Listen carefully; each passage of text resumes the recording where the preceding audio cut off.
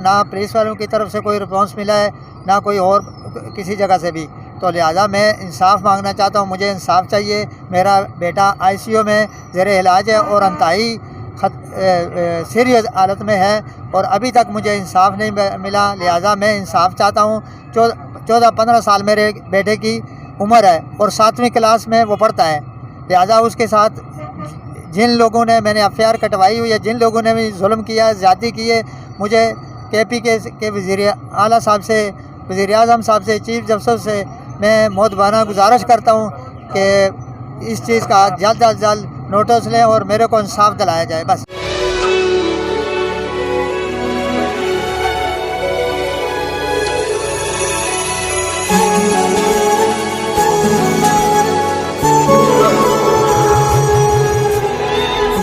ناظرین، میں ہوں سیاب احمد عباسی.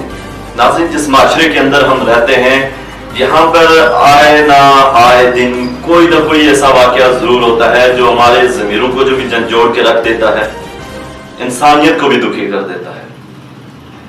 ناظرین، گزشتہ سال 2020 کے اندر ستمبر 2020 کے اندر افغانستان کے اندر ایک واقعہ پیش آتا ہے.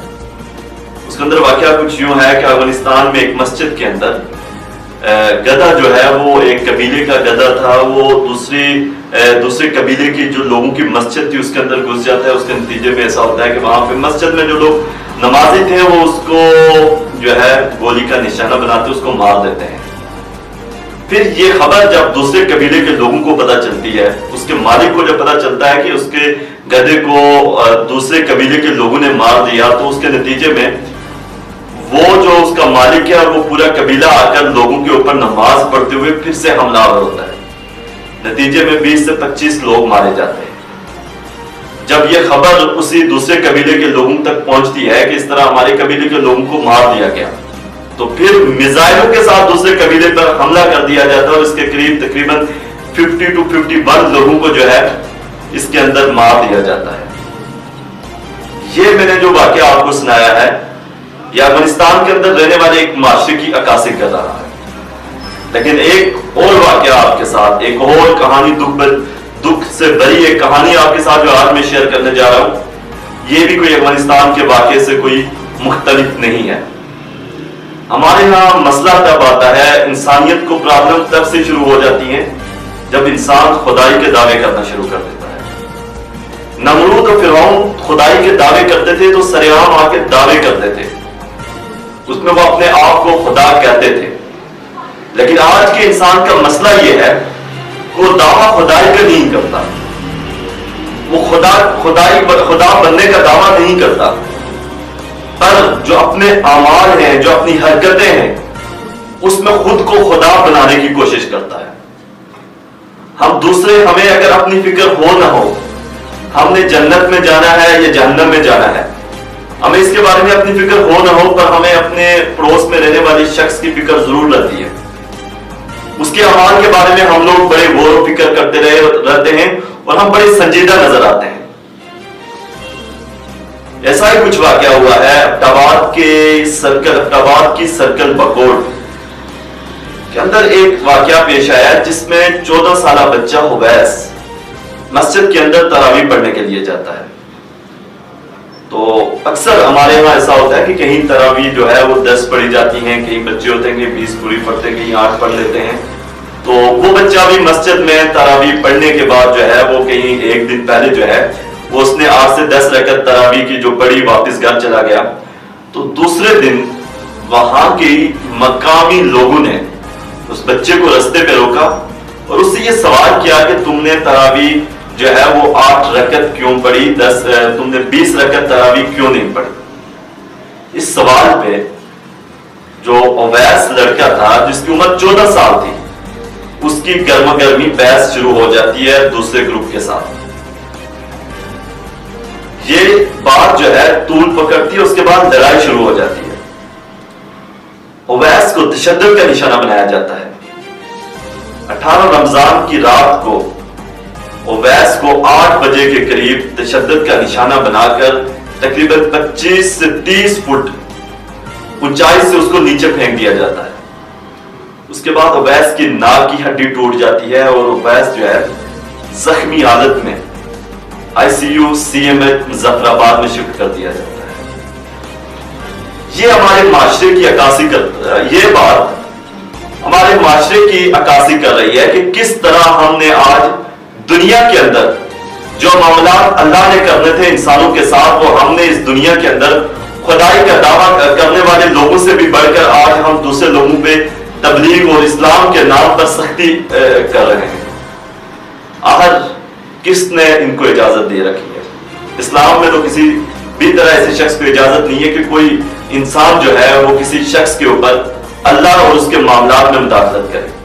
ना तो पाकिस्तान का कानून इस बात की इजाजत देता है कि आप किसी शख्स को 14 साल बच्चे को जिस बेदर्दी के साथ पीटा गया, उसके बाद उसके नाक की और दिमाग की हड्डी जो है, उसके नाक की और दिमाग की हड्डी फ्रैक्चर हो जाती है, उसका बूढ़ा बाप अभी भी ICU के बाहर अपने बेटे के लिए पुर उम्मीद है कि मेरा बेटा एक दफा फिर से होश में आएगा।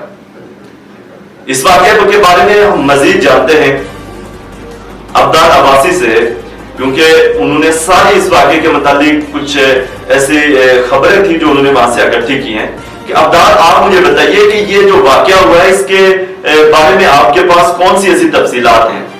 मैंने बजाते खुद जो है इस वाकये के मुतालिक कुछ इंफॉर्मेशन गैदर करने की कोशिश की है कि आया ये वाकया किसी और वजह से हो सकता है, क्योंकि इंसानों की दुनिया में ऐसा नहीं होता कि आप किसी को खुदा के दरमियान जो मामलात हैं उसका फैसला हम इंसान करना शुरू हो जाए। जी अब्दाल, बताइए इसके बारे में कि आपके पास कौन सी ऐसी मालूमात है? जी बहुत शुक्रिया सयाफ वासी, आपने बड़े अहम मसले की तरफ हमारी जो नजर मरकूज करवाई। और सबसे पहले सयाफ भाई मैं बात करूंगा तो इंसानियत को इंसानियत का दर्ज देते सदियां गुजर गई, लेकिन बड़ा हैरान हूं मैं, आज भी हमारे माशरे में इंसान नामा जानवर वहशत क्यों फैला रहे हैं? इसका सदबा हम क्यों नहीं करते?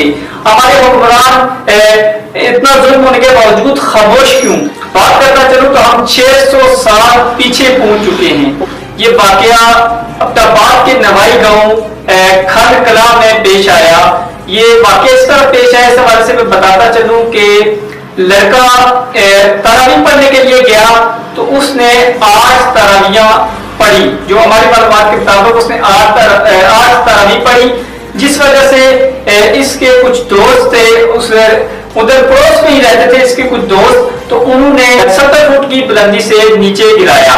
इसका जो मुल्ज़िम है उसका नाम राशिद है बताया जा रहा है। राशिद जिसका नाम है, उसने बड़ी बेदर्दी के साथ इसको एक 70 फुट बुलंदी से नीचे गिराया और सर पे काफी चोटें आई और नाक पर और मतलब पूरे जिस्म का हर हिस्सा उसका टूट चुका था, नाक की हड्डी भी उसकी टूट चुकी थी। और थाना बकोट लगता है, थाना बकोट में इसकी FIR भी दर्ज हो चुकी है और उस पे अभी काम उस तरीके से इस वजह से नहीं हो रहा क्योंकि SHO अभी तब्दीली के अमकानात है।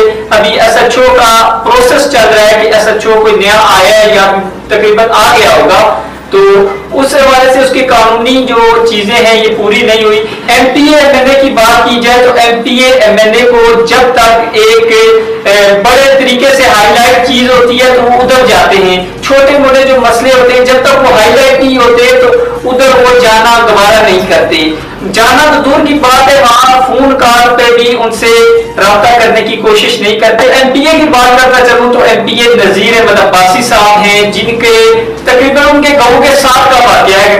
दखन कलां जो इलाका है उनके गांव के साथ तकरीबन 25 मिनट का रास्ता बनता है MPA नजीर अब्बासी के घर से। तो MPA नजीर अब्बासी हैं और MNA है जो मुर्तजा जावेद अब्बासी।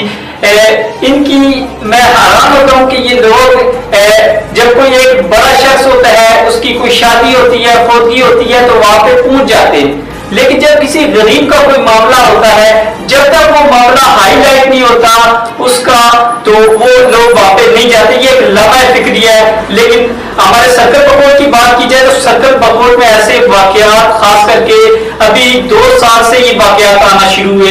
ये एक सर्कल बकोट के लिए बड़ा खतरनाक चीजें सामने आ रही हैं, जिससे आने वाले वक्त में मजीद नुकसान हो सकते हैं। जब तक हम ज़रिया KP के महमूद खान से और वज़ीर आज़म इमरान खान और चीफ जस्टिस ऑफ पाकिस्तान से अपील करते हैं कि इस वाक़े का नोटिस लें और DPO टबार से भी हम मुतालबा करते हैं और मुतल्लिका थाने से भी हम ये दरख्वास्त करते हैं कि इस केस की सही तरह से तहकीकात की जाए और मुल्ज़मान जो है राशिद मुल्ज़म है जो उसको कैमरे के दांत तक पहुंचाया जाए। अच्छा, हमारी टीम में मिलकर काम कर रही है क्योंकि रियासत अब्बासी वहाँ पे पहुंचे थे और उन्होंने उनके वालिदैन का मौक़िफ़ लिया और मजीद भी रियासत अब्बासी वहाँ से अपनी मालूमात इकट्ठी कर रहे हैं और भी 2-3 ऐसे हमारे टीम मेंबर हैं जो इस केस को खुफिया तरीके से भी काम कर रहे हैं ताकि इस केस को भी ढीला ना छोड़ा जाए। इसकी बड़ी वजह यह है कि